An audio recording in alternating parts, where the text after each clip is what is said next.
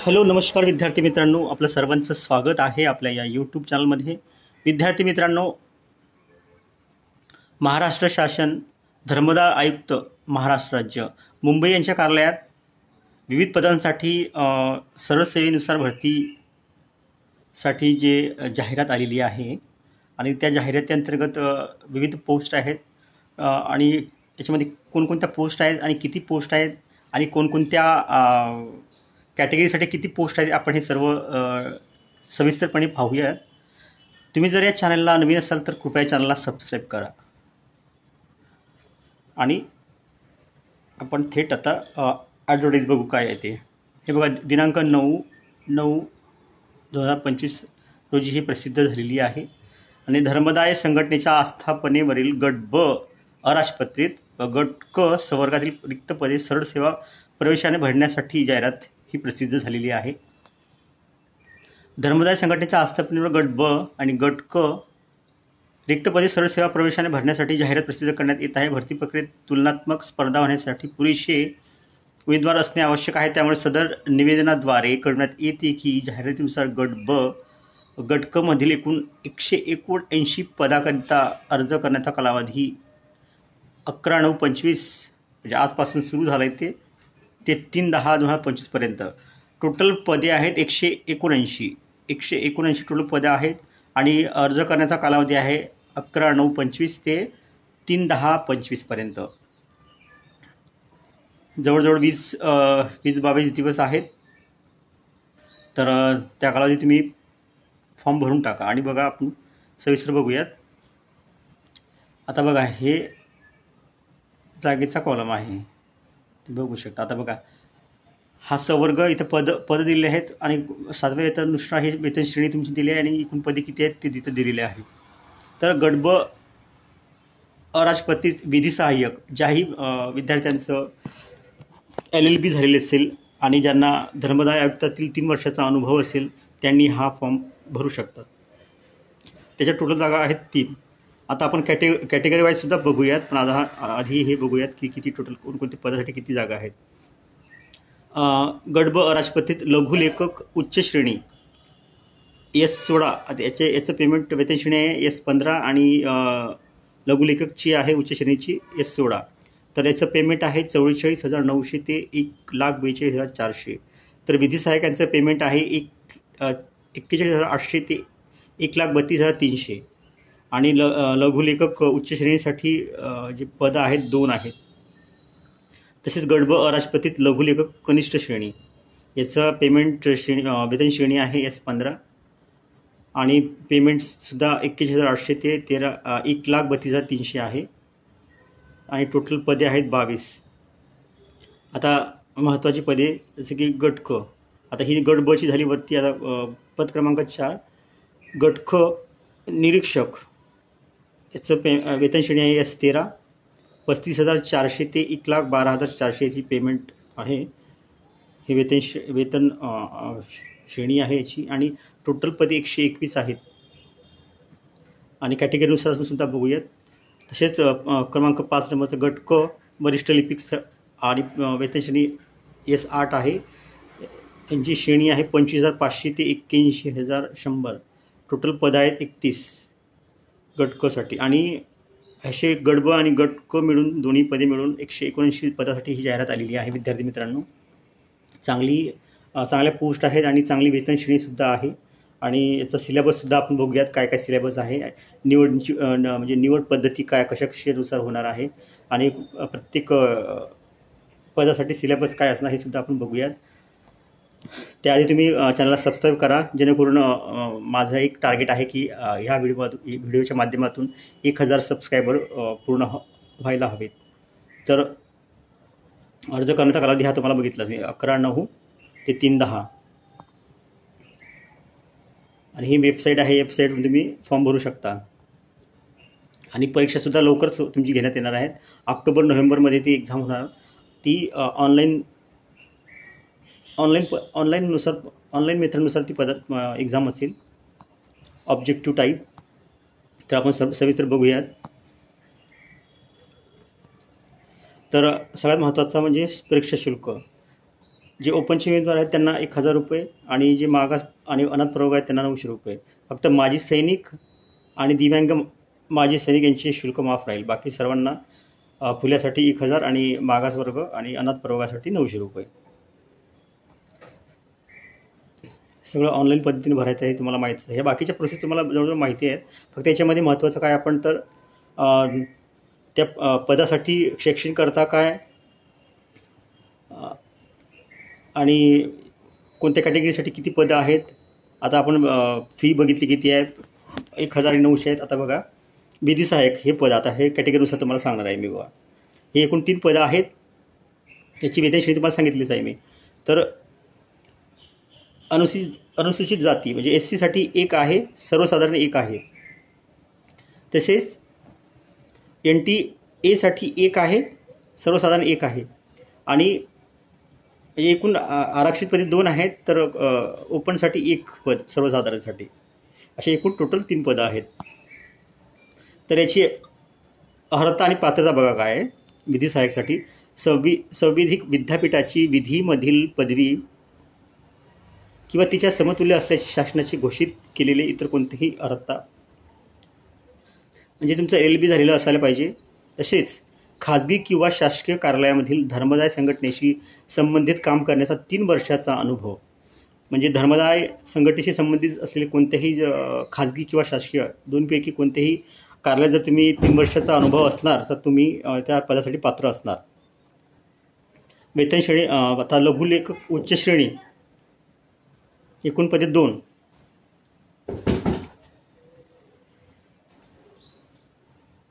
एकूण आरक्षित पदे आहेत 2. आता इतर मागासवर्गासाठी 1 आहे आणि म्हणजे सामाजिक शैक्षणिक मागासवर्गासाठी 1 आहे. एकूण 2 पदं आहेत.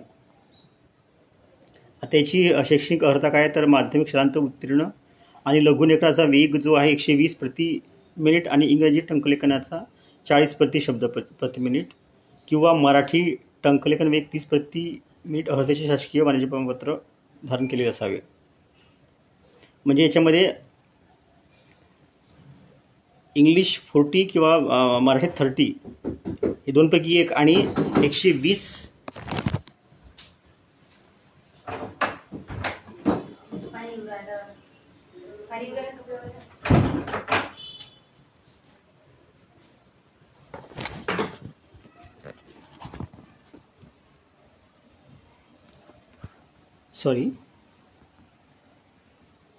40 शब्द म्हणजे 120 प्रति शब्द मिनिटचा तुम्हाला लघुलेखनाचा जो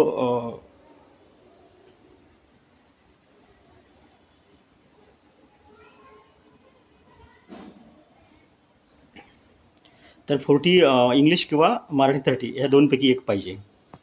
तर आता लघुलेखक कनिष्ठ श्रेणीसाठी एकूण 22 पदे आहेत. अनुसूचित जातीसाठी 4, सर्वसाधारण 3, महिलांसाठी 1, अनुसूचित जमातीसाठी सुद्धा 4, त्यापैकी सर्वसाधारण 3 आणि महिलांसाठी 1. NT ब साठी आता NT अ साठी नाही आहे, NT बी साठी 1 आहे, सर्वसाधारण 1. NT सी साठी 2 पदे आहेत, 1 सर्वसाधारण 1 महिला. तसेच NT डी 2 पदे आहेत, सर्वसाधारण 2 पदे आहेत.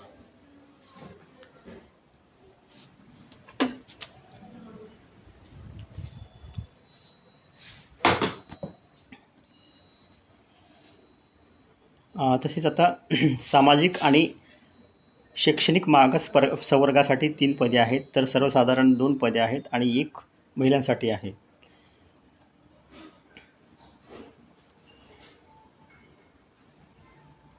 तसेच आदुघ यांच्यासाठी 3 टोटल जागा आहेत, 2 सर्वसाधारण आहेत, 1 महिलांसाठी आहे. तर एकूण आरक्षित पदे 22 आहेत, त्यापैकी 16 सर्वसाधारण आहेत, 6 महिलांसाठी आहे. एकूण पदे आहेत याची 22 सर्व पदसंख्या हे तुम्ही बघू शकता. आता याची शैक्षणिक अर्थ काय तर माध्यमिक शालांत परीक्षा उत्तीर्ण आणि लघुलेखनाचा वेग 100 प्रति शब्द प्रति मिनिट आणि इंग्रजी टंकलेखनाचा वेग 40 शब्द प्रति मिनिट किंवा मराठी टंकलेखनाचा 30 शब्द प्रति मिनिट अर्हतेचे शासकीय वाणिज्य प्रमाणपत्र धारण केले असावे. हे तुमच्याकडे ऑलरेडीच हे प्रमाणपत्र असायला हवे. 100 शब्द प्रति मिनिट आणि इंग्रजी 40 किंवा मराठी 30 या दोनपैकी एक असायला पाहिजे. तसंच याच्यामध्ये 120 होतं उच्च श्रेणीमध्ये आणि इंग्लिश 40 किंवा मराठी 30पैकी एक दोनपैकी कोणतंही एक असायला हवं. आता सर्वात महत्त्वाचं पद म्हणजे निरीक्षक पद. यांची टोटल पदे 121 आहेत आणि ही वेतन श्रेणी आहे त्याची. तर अनुसूचित जातीसाठी एकूण पदसंख्या आहे 13. त्यापैकी 4 सर्वसाधारण आहे, 4 महिलांसाठी आहे, 1 खेळाडूसाठी आहे, 2 माजी सैनिकासाठी आहेत आणि पदवीधर अंशकलनासाठी 1 आहे आणि प्रकल्पग्रस्त आहेत त्यांच्यासाठी 1 आहे.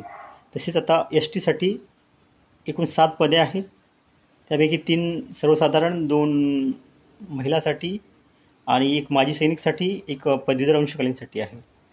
आता NTA साठी टोटल 4 पदे आहेत. त्यापैकी 2 सर्वसाधारण, 1 महिलासाठी आणि 1 माजी सैनिकासाठी आहे. आता NTBसाठी टोटल 3 पदे आहेत. 2 सर्वसाधारण, 1 महिलासाठी आहे. NTC एकूण पदे 5 आहेत. त्यापैकी 2 सर्वसाधारण, 1 महिला, 1 पदवीधर अंशकालीन आणि 1 माजी सैनिक आणि 1 पदवीधर अंशकालीन. तसेच आता NTDसाठी टोटल 2 पदे आहेत. त्यापैकी 1 सर्वसाधारण आणि 1 महिलासाठी आहे. आता इतर मागासवर्गीयांसाठी एकूण 18 पदे आहेत. त्यापैकी 6 महिलांसाठी 6 सर्वसाधारण, 5 महिलांसाठी, 1 आहे खेळाडू, 3 आहे माजी सैनिक आणि 2 आहे पदवीधर अंशकालीनसाठी. आणि हा विमाप्रसाठी 2 पदे आहेत. त्यापैकी 1 सर्वसाधारण, 1 महिलासाठी. आता सामाजिक आणि शैक्षणिक मागासवर्गासाठी 15 जागा आहेत. त्यापैकी 6 सर्वसाधारण, 4 महिला, 1 आहे माजी सैनिकासाठी, 2 आहेत, 1 आहे खेळाडूसाठी, 2 आहे माजी सैनिकासाठी, 1 आहे पदवीधर अंशकालीन कर्मचाऱ्यासाठी आणि 1 प्रकल्पग्रस्तासाठी सुद्धा आहे. आणि अधोग याचे टोटल 15 जागा आहेत. त्यापैकी 5 जागा सर्वसाधारण, 5 महिला, 1 खेळाडू, 2 माजी सैनिक आणि 1 पदवीधर अंशकालीन कर्मचाऱ्यासाठी आणि 1 प्रकल्पग्रस्तासाठी सुद्धा आहे. तर आता हे सर्व आपण आरक्षित जागा बघितल्या तर टोटल आरक्षित जागा आहेत 84. त्यापैकी हे सर्वसाधारण, महिला, खेळाडू, माजी सैनिक, पदवीधर अंशकालीन या अशा टोटल जागा आहेत कॅटेगरी वाईजनुसार. आणि जे जे अराखीव आहेत एकूण 37 पदं आहेत. त्यापैकी 11 सर्वसाधारण, 11 महिला, 2 खेळाडू, 6 माजी सैनिक, 4 पदवीधर अंशकालीन, 1 भूकंपग्रस्त आणि 2 आहेत प्रकल्पग्रस्तासाठी. अशा टोटल एकूण 121 जागा आहेत आणि खूप चांगलं पदं आहेत. तर याची शैक्षणिक अर्हता काय तर उमेदवाराने पदवी किंवा पदवीपेक्षा इतर कोणतेही उच्च अर्हता धारण केलेली असावी, बस एवढंच आहे. याच्यामध्ये तुम्ही टायपिंग केलेली आहे किंवा नाही याच्यामध्ये काही दिलेलं नाही. तर निरीक्षक पदासाठी निवड प्लेन ग्रॅज्युएट पाहिजे. प्रत्येक ग्रॅज्युएट असणारा किंवा ग्रॅज्युएटपेक्षा जास्त शिक्षण असणारासुद्धा तुम्ही भरू शकता. फक्त त्यासाठी महत्त्वाचे पदवीचे उमेदवार निरीक्षक पदासाठी फॉर्म भरू शकतात. आता वरिष्ठ लिपिकच्या एकूण जागा आहेत 31. तर SCसाठी आहेत 4. त्यापैकी सर्वसाधारण 2 आहेत, 1 महिलासाठी आहे. STसाठी 2 आहेत, 1 सर्वसाधारण, 1 महिलासाठी. NTAसाठी 1 आहे सर्वसाधारण, NTBसाठी 1 आहे, NTCसाठी 1 आहे, NTDसाठी 1 आहे व इतर मागासवर्गासाठी 6 आहेत. 2 सर्वसाधारण, 2 महिला, 1 माजी सैनिक आणि 1 पदवीधर अंशकालीन. आणि विमाप्र यांच्यासाठी 1 जागा आहे आणि शही मागास प्रवर्गासाठी 4 आहेत. म्हणजे सामाजिक आणि शैक्षणिक मागासवर्गासाठी 4 आहेत. त्यापैकी 2 सर्वसाधारण, 1 महिला आणि 1 माजी सैनिकासाठी. तसेच अधुकसाठी 4 जागा आहेत. 2 सर्वसाधारण, 1 महिला आणि 1 माजी सैनिक. अशी एकूण आरक्षित पदे आहेत हे. तर ओपनसाठी आहेत एकूण 6 पदे. त्यापैकी 2 सर्वसाधारण, 2 महिला, 1 माजी सैनिक, 1 पदवीधर अंशकालीनसाठी. अशी एकूण टोटल 31 पदे आहेत. तर याचा अभ्यासक्रम आहे पदवी किंवा पदवीपेक्षा इतर कोणती उच्च शैक्षणिक अर्हता धारण केलेली असावी व उमेदवार इंग्रजी टंकलेखनात 40 शब्द प्रति मिनिट किंवा मराठी टंकलेखन किंवा आहे म्हणजे एकतर 40 इंग्लिश किंवा 30 मराठी या दोनपैकी एक शासकीय व्यावसायिक प्रमाणपत्र धारण केलेले असावे. या दोनपैकी एक, इंग्लिश 40 आणि मराठी 30, या दोनपैकी एक प्रमाणपत्र तुमच्याकडे असला पाहिजे. तर अशा पद्धतीने हे ऑनलाईन पद्धतीनं तुम्हाला फॉर्म भरावं लागतील. आणि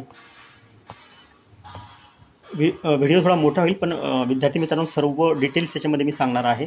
आता तुम्हाला प्रत्येक कॅटेगरी वाईजनुसार मी सांगितलेलं आहे. तसेच आता अभ्यासक्रम काय असेल हे सुद्धा तुम्हाला सांगणार आहे. वेतन श्रेणी तुम्हाला सांगितले आहे. तर आता वयाचं सगळ्यात महत्त्वाचं. तर किमान प्रत्येक कॅटेगरी म्हणजे प्रत्येक हे जे पदं आहेत, प्रत्येक पदासाठी किमान 18 वर्ष आणि कमाल 43 वर्ष. तर ओपनसाठी 18 आणि जास्तीत जास्त 38. तर इतर सर्व मागासवर्गासाठी 18 आणि जास्तीत जास्त 43पर्यंत. फक्त दिव्यांग उमेदवारांना 45पर्यंत आहे. बाकी सर्वांना, इतर मागासवर्गीय आहेत त्यांना सगळे 43 आहे.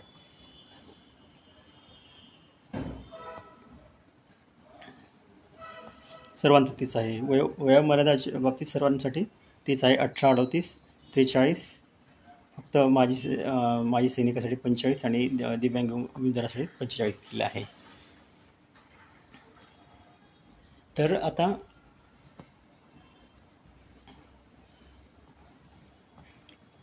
जे महत्त्वाचे पॉईंट्स आहेत ते तुम्हाला मी याच्यामध्ये कव्हर करणार आहे, जेणेकरून पूर्णपणे ॲडव्हर्टाईज तुमच्या लक्षात येईल. आणि हे दिव्यांग उमेदवारांसाठीच दिलेले आहे.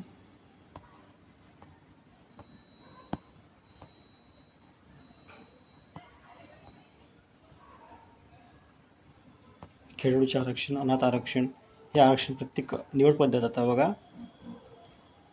हे आवश्यक अर्हता तुमच्याकडे असेल तुम्ही फॉर्म तेव्हाच भरू शकता, हे ते दिलेले आहे. आता याच्यामध्ये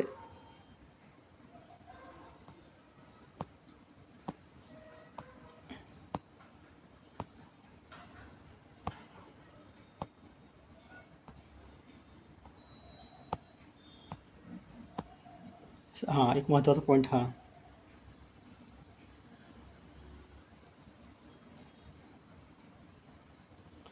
म्हणजे परीक्षा शुल्क ना परतावा. म्हणजे तुम्ही जे एकदा तुम्ही फॉर्म भरल्यानंतर जे परीक्षेसाठी जी फी भरता ते परत तुम्हाला मिळणार नाही, हे जनरली सर्वांना माहीत असतं. आणखीन महत्त्वाचे पॉईंट्स आहेत त्याच्यामध्ये, सिलेबससुद्धा दाखवतो आहे तुम्हाला.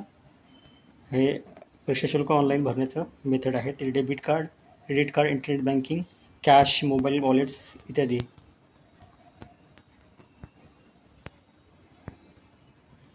हे इत्यादी हे जे काही डॉक्युमेंट्स आहेत तुम्हाला इथं फॉर्म भरताना अपलोड करावं लागेल, जसं की फोटो, स्वाक्षरी, रंगीत छायाचित्र, स्वाक्षरी, कागदपत्रे स्कॅन करावं लागतील. हे त्याचं हे दिलेलं आहे. अपलोडचा आकार 100 KB ते 2 MB पर्यंत असं इत्यादी हे माहिती आहे. आता हे परीक्षा शुल्क खुल्या प्रवर्ग उमेदवारासाठी 1000, मागास प्रवर्गासाठी 900. परीक्षा शुल्क फक्त ऑनलाईन पद्धतीने स्वीकारण्यात येईल. आणि हा महत्त्वाचा पॉईंट, की उमेदवारास प्रसिद्ध केलेल्या जाहिरातीमधील एकापेक्षा अधिक पदाकरिता अर्ज करायचे असल्यास अशा प्रत्येक पदासाठी स्वतंत्र अर्ज सादर करून त्यासाठी स्वतंत्र परीक्षा शुल्क बंधनकारक राहील. म्हणजे तुम्ही जे वरील जे पदं दिलेले आहेत, जर तुम्ही वरील सर्व पदासाठी जर पात्र असाल तर प्रत्येक पदासाठी तुम्हाला वेगवेगळी फॉर्म भरावा लागेल आणि प्रत्येकासाठी वेगवेगळी परीक्षा शुल्क तुम्हाला भरावं लागेल. म्हणजे ओपनसाठी 1000 आहे तर प्रत्येक पदासाठी तुम्हाला 1000 रुपये भरावे लागतील, जर तुम्ही त्यासाठी एलिजिबल असाल तर. हे एक महत्त्वाचा पॉईंट होता त्याच्यामध्ये. आणि हे एक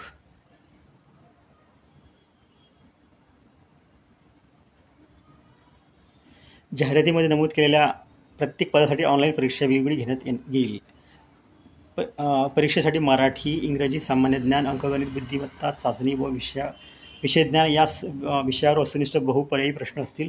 सदर परीक्षेचा दर्जा हा संबंधित पदाकरिता विहित करण्यात आलेल्या किमान शैक्षणिक अर्थीनुसार संबंधित पदासाठी आवश्यक असलेल्या कौशल्य तपासणीस पूरक राहील. आता विधी सहाय्यक या पदाकरिता 200 गुण, परीक्षेचा कालावधी 2 राहील. जे उमेदवार 45% गुण प्राप्त करतील अशा उमेदवारांमधून निवड सूची तयार करून निवड सूचीतील पात्र उमेदवाराची गुणवत्तेनुसार शिफारस करण्यात येईल. विधी सहाय्यक पदाकरिता परीक्षेचा अभ्यासक्रम तो खाली दिलेला आहे, तो तुम्हाला मी दाखवणार आहे.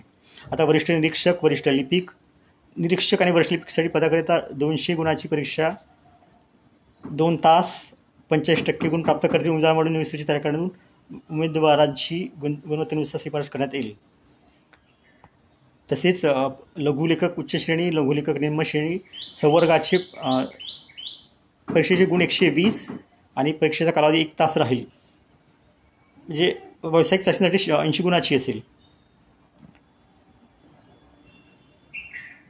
फक्त व्यावसायिक चाचणी ह्याच पदासाठी घेण्यात येणार. हे जे वरील पदे आहेत त्याच्यासाठी कोणतीही चाचणी घेण्यात येणार नाही, म्हणजे टंकलेखक चाचणी. फक्त हे जे कनिष्ठ आणि उच्च लघुलेखक जे आहेत यांच्यासाठीच फक्त 80 गुणाची तुमची व्यावसायिक चाचणी घेण्यात येणार आहे. तर अशा पद्धतीने ही जाहिरात आहे विद्यार्थी मित्रांनो. जाहिरात फॉर्म भरल्यानंतर त्या जे ॲप्लिकेशन आहे त्याची प्रिंटआउट तुम्ही काढून ठेवा आणि जे चलन भरणार आहात तुम्ही, जे काही ऑनलाईन पेमेंट भरणार आहात त्याचीसुद्धा एक प्रिंट काढून ठेवा, म्हणजे जेणेकरून तुम्हाला पुढे कामा येईल परीक्षा झाल्यानंतर. तर आय होप तुम्हाला हा व्हिडिओ नक्कीच आवडला असेल. जर आवडल्यास चॅनलला सबस्क्राईब करा, लाईक करा आणि आपल्या मित्र मैत्रिणीपर्यंत शेअर करायला विसरू नका. Thank you so much.